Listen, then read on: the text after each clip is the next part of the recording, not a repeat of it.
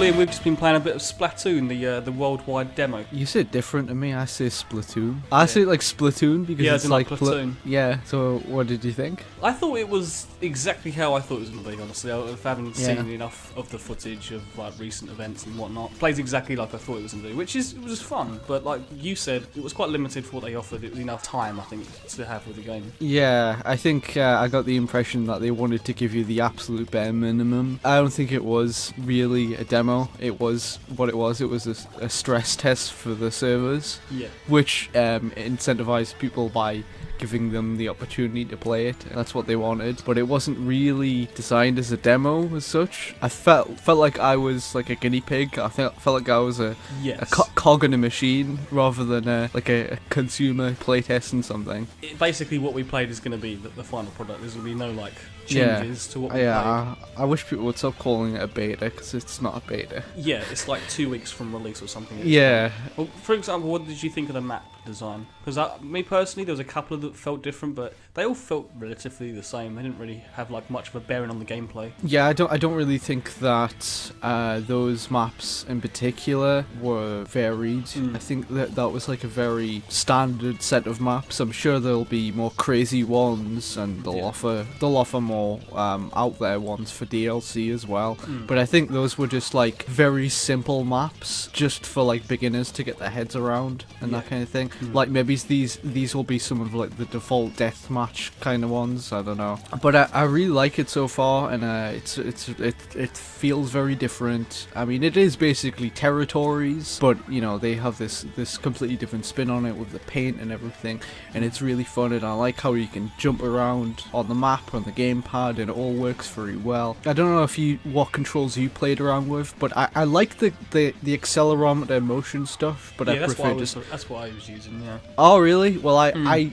after like the first game or two, I switched to the sticks, and I was preferring that a lot more. Because you can use both when you use the accelerometer, can't you? Yeah, you can. Although when you have the accelerometer on, it's the stick camera controls are mostly, I think, just limited to left and right. Yeah, true. But I liked the accelerometer stuff. It's better than I thought it was going to be. Same. And I liked how you could change the default camera angle, you know, what it reverts back to by pressing the Y button. Yeah, so say, you know, you're in the middle of a game and you want to calibrate the control, the gamepad, so you have it flat on your lap or something, then you can just do that on the fly, and you don't end up with like a Skyward Sword situation or something like that. Yeah, because I used that same sort of control setup with the Wind Waker HD. I was using the gamepad to aim with the bow and arrow and stuff, and it felt very similar to me. Like obviously you're moving constantly, so you're constantly looking with it. So it took a little bit getting used to, but yeah, I think it's the same for me with like most Nintendo multiplayer games. I mean, it's like playing on my own and just playing casually. Those accelerometer controls are fine, but if I want to play it like kind of not seriously but a bit more competitively, then I need the sticks. I need the accuracy that the sticks offer instead of just waving it about. Yeah, I think the difference with this game as well is that you don't have to be completely accurate with your shots, do you really? No, not really. It's not left trigger, right trigger,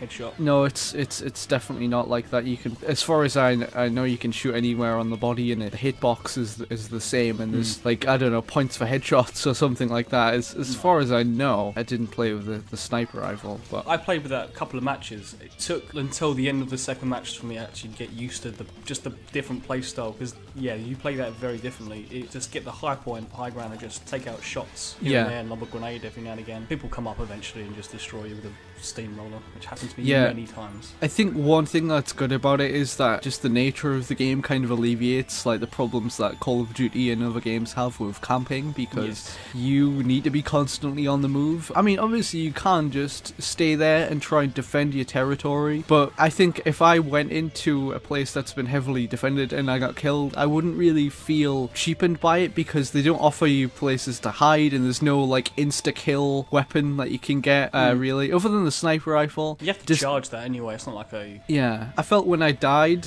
it was my own fault, and yeah, same. I felt like none of it felt cheap. Like, when I play Call of Duty and that kind of thing, I don't play Call of Duty that much anymore, but one of the things that puts me off it is because it's so easy for people to hide with just like a grenade launcher or something, a corner or something, and then just take out a bunch of people. But with this, you know, because it's a territory-based game, it benefits you more to be moving around the map a lot and keeping your wits about you and just trying to take as much of the map as you can instead of just staying in one spot and shooting people.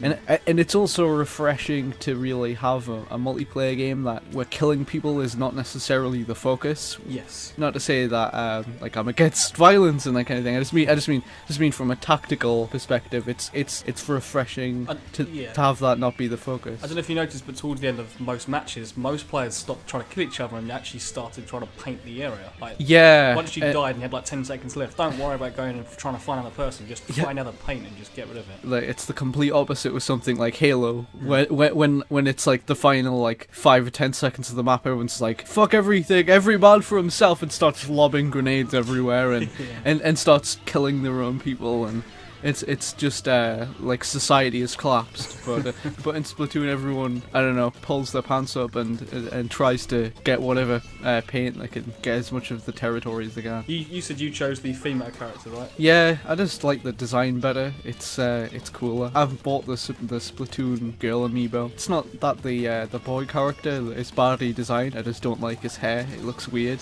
Yeah, I know what you mean. I know exactly what you mean. But I don't like the Harry Styles up hair thing. Yeah, exactly. It looks weird. Yeah. You said your preferred weapon was the Scattershot Junior. Yeah. Which doesn't feel much different to the Scattershot regular. I don't know the difference. I think the Splattershot Junior is more short range. Yes. Yeah. I think the regular Splattershot is more kind of middle of the line balanced weapon. Yeah, it feels like the Splattershot Junior feels like a submachine gun style gun. Like. Yeah, that's true. Because I don't know, whenever I got close to someone with that weapon, I just destroyed someone instantly because it's just so rapid fire. Yeah, I felt like there was a lot of strategy going on during the gameplay. A lot of people, I don't think, really got that yet. From what I was playing, there were some people who I could see were kind of struggling, but I liked how it's not like a lot of shooters where you can just run at people and shoot them. You have to like observe all the different things at your disposal, like you're dodging, you're going into the squid thing and climbing up walls, and you have to do it to use each of these tactical maneuvers at the right time to succeed. And but with Splatoon, every single gameplay component at your disposal feels like it's integral to what you're doing. The learning curves to me seems small enough that it's something I could see like families playing. It's something that's much easier to get into than Call of Duty or Halo. I mean, sure, there are people who will be really good at this in about a few months' time, but it does feel like something that just about anyone could jump in and play, as we have done today. Yeah, but I only played for about 25 minutes, and I feel like I've got the grips of that game like within 10. Yeah. I think the challenge that Splatoon has ahead of it is that it hasn't really shown yet how they're going to keep people playing long term. I mean, sure, they did in the Direct with like the costume stuff and that, but it's how they apply that in stuff like the leveling up system and that kind of thing. Is it spaced out enough? Is there enough content long term, or am I going to hit a wall sometime? And am I going to, finish the single player stuff, play the multiplayer stuff for a little while, and then I've run out of things that I really want from the XP system and that kind of thing, and just kind of not really that bothered, like I do with Call of Duty. Am I just going to burn out on it? Yeah. Well, I know that one thing that you said, you definitely bring you back. Was that a rumour, wasn't it? You were talking about the added DLC. Yeah. There was. I don't know if this is true, but I saw a rumour going around Twitter recently that there is plans for like Nintendo themed DLC, and I believe there was like a Kirby one, and there was Isle Delfino map, which sounds slightly too good to be true. Whenever somebody says something about Mario Sunshine stuff, which would be amazing. I would love that. That would be. I would get a lot of people to play that game if like they stop playing it for a month or so, like to get straight back Yeah. into that. Because people know the map, people know Wild Delfino. Yeah. Well, go out there, buy it, give it a chance, because I think it definitely. It's only £30 anyway. People whine about Nintendo not trying new things all the time and how they just stick to Mario. Well, if you want them to not do that, then vote with your wallet and buy this. And It's fun. I've seen a lot of people be like, "Oh, Splatoon looks cool, but I'm not going to play it." On Twitter and stuff. I spoke to someone recently. I was like, "Why don't you want to play it?" It's like, "Well, it doesn't really seem like my kind of game," and that's fair enough. But how do you know until you've played it? Yeah, exactly. It's not your straightforward shooter game. It's The single player looks really interesting to me personally as well. Like, I think Yeah. it's really cool. just one thing that will remain a problem for me is that there is no voice chat. Yes. And I know a lot of people have said like the voice chat on the Wii U isn't that good anyway. Well, that's not the point. And a lot of people are saying, well, you could just use Skype. Well, there will be lots of people, kids especially, you know, that will want to communicate with their friends. They might not have Skype. You know, you shouldn't rely on a third party thing. Yeah, that's not an excuse. Not everyone has access to that kind of thing. It's and not sure, even that. It's like you're gonna have your laptop set up with your microphone attached to that, and you're gonna have the Wii U on as well. It's just like can it just be one thing? Like Xbox has been doing this since 2004 or something. Yeah, that's true. It's no excuse because you shouldn't have to have something else other than the game system you've bought to do that. Every other console's doing it now, and the Wii U's capable of it. They do it. That's the worst thing is that Wii U can actually do it. Yeah. Do you remember the reason why they said so stupid?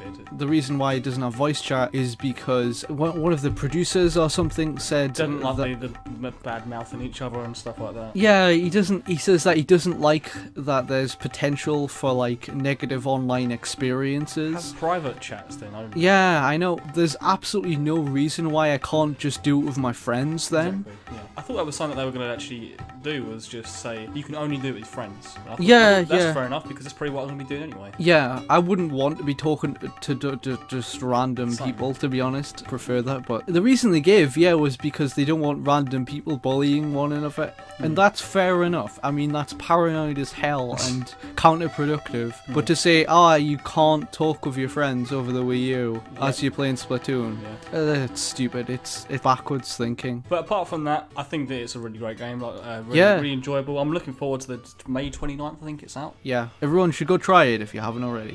Indeed.